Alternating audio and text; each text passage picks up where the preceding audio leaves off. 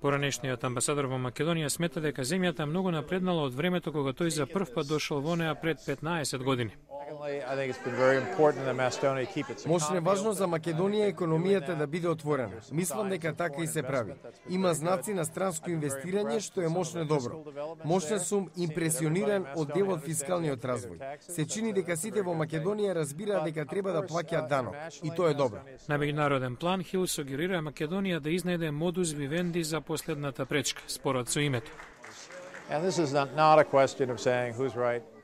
Ова не е прашање за тоа кој е во право, а кој не е, туку прашање за тоа да се направи обид да биде разрешен. Хил е оптимист, смета дека може да се реши. Само што заврши изборите, наскоро ќе биде составена влада и сега можеби е добар момент да се направи обид, да се допре до сите политички партии во Македонија, да се изнајде некој предлог и ова да се реши.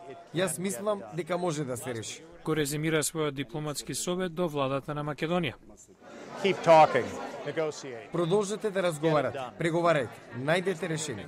Хил, кој сега е декан на училиштето за меѓународни студии Корбел на Универзитетот на Денвер, неодамна ја посетил Македонија, носи вакви импресии.